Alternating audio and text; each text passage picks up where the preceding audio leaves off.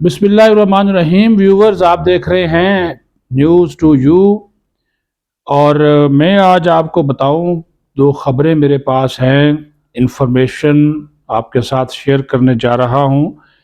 मियां नवाज शरीफ हुकूमत में आकर कैसे होंगे, यहां पर इक़्तिदार के ऐवानों में क्या डिस्कस हो रहा है, क्या नवाज शरीफ के साथ जो वादे वईद किए गए वो पूरे होंगे, क्या नवाज शरीफ ने जो वादे वईद एस्टैब्लिशमेंट से किए या जामनों से किए वो पूरे होंगे।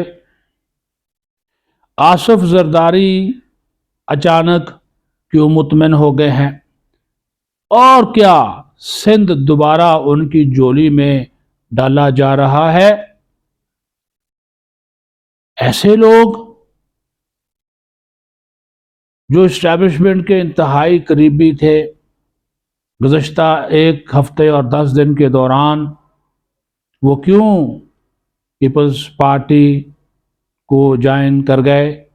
मेरा इशारा फैसल वाउडा और सरफराज बुगटी की तरफ है।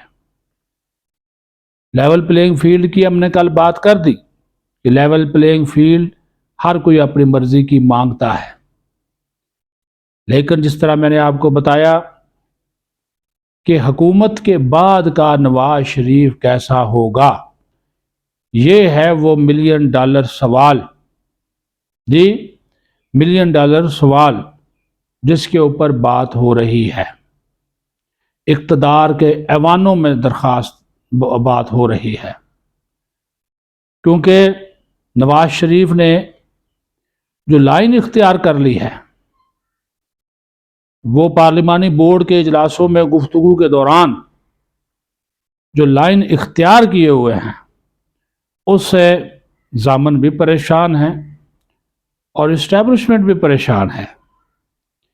उन्होंने कहा कि हमसे तो ये कहा गया कि जो माजी के गड़े मुर्दे हैं उनको नहीं उखाड़ा जाएगा, लेकिन वो दूसरी तरफ कहते हैं कि अब हम क्या करें, इनका जो माजी का ट्रैक रिकॉर्ड है मियां साहब का वो कोई अच्छा नहीं है, कि ये चीज़ों को भूलते नहीं हैं, अभी भी वो इंतकाम, एहतसाब और हिसाब लेने की बातें कर रहे हैं। तो क्या हुकूमत में आने के बाद नवाज शरीफ का टारगेट, सीधी सी बात है, जनरल रिटायर्ड कमर जावेद बाजवा और जनरल रिटायर्ड फैज़ हमीद होंगे? क्या उनका टारगेट साबिक chief justice साहबान, justice retired Saqib Nisar और जस्टिस रिटायर्ड जो खोसा साहब थे वो होंगे? जस्टिस रिटायर्ड जो ये अजमत सईद ये होंगे? ये बड़ा एक, जिस तरह मैंने कहा कि बड़ी एक बारीक बिनी के साथ इन चीज़ों का जो है वो जायज़ा लिया जा रहा है और इसके ऊपर गौर खौज जारी है तफसील के साथ। कि अब इसका अज़ामनों से भी कहा गया है कि इनसे कहें कि हाथ हौला रखें, लेकिन मियाँ साहब उनकी बात सुन लेते हैं, हंस पड़ते हैं, मुस्कुरा देते हैं, खामोश हो जाते हैं, लेकिन अगले दिन पार्लिमानी बोर्ड के इजलास में फिर वही बातें करते हैं। मियां नवाज शरीफ को इस बात से ज़्यादा तकलीफ है कि 2017 में उनको तो चले निकाल दिया गया, लेकिन उनके बाद जो इमरान खान को लाया गया उससे वो ज़्यादा नाराज़ हैं कि देखिए जी उसकी जगह किसको लाया गया। कौन सी एक जो पौध है, कौन सा एक तजर्बा है जो किया गया और वो बुरी तरह से नाकाम हुआ। बहरहाल अभी इसमें कुछ कहना कबल अज़ वक्त है कि नून लीग इंतखाब जीतती है या पीपल्स पार्टी मरकज़ में हुकूमत बनाती है, ये भी एक सवाल है, क्योंकि बल्ले वाले मामलात भी चल रहे हैं और मियाँ साहब भी अपनी जो गेम है उसको आगे बढ़ा रहे हैं। یہ میں آپ کو بتا رہا ہوں کہ یہ چیزیں اقتدار کے ایوانوں میں پس پردہ ڈسکس ہو رہی ہیں، لیکن چونکہ ایک آدھا کو تیتر بٹیر جو ہے وہ ادھر موجود ہوتا ہے تو کوئی نہ کوئی انفارمیشن لیک ہو جاتی ہے۔ اب ایک دوسرا میچ جو ہے وہ نگران حکومت اور الیکشن کمیشن کے درمیان پڑا ہوا ہے۔ اب یہ سمجھ نہیں آتی کہ وفاقی جو حکومت ہے وہ کیوں جو آئی جی اسلام آباد ہیں ان کو بچانا چاہتی ہے، اور اکبر ناصر صاحب اور دوسرے جو ڈپٹی کمشنر ہیں اسلام آباد ان کو بچانا چاہتی ہیں۔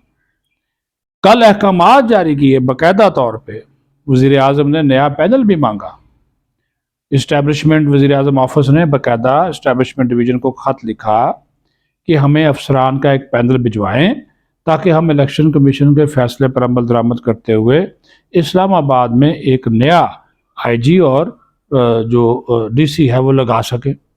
لیکن آج ایک بڑا یو ٹرن لیا اسٹیبلشمنٹ ڈویژن نے اور نگران حکومت نے۔ انہوں نے کہا جی کہ الیکشن کمیشن ان دونوں افسران کے حوالے سے جو اپنا فیصلہ ہے، یعنی کہ ان کو ہٹانے کے حوالے سے جو فیصلہ ہے اس پر نظر ثانی کرے، نظر ثانی کی استدعا کی ہے۔ اور انہوں نے کہا کہ جناب اس وجہ سے کہ دونوں بڑے قابل افسران ہیں اور اسلام آباد کے جو اس وقت حالات ہیں وہ اس بات کے متقاضی ہیں کہ ان کو جو ہے وہ جاری رکھا جائے، ان کو کام جو ہے وہ ان کو ہٹایا نہ جائے، تو برائے مہربانی ان کو جو ہے وہ آپ نہ ہٹائیں۔ یہ انہوں نے باقاعدہ استدعا کی ہے۔ الیکشن کمیشن نے کہا، انہوں نے کہا جی پہلے تو آپ وہ لے کر آئیں نا، افسران کا پینل لائیں جو ہم نے آپ سے کہا ہے کہ جو ان کی جگہ پہ آپ نے پینل جب آ جائے تو اس کے بعد پھر ہم اس کے اوپر غور و خوض جو ہے وہ کریں گے۔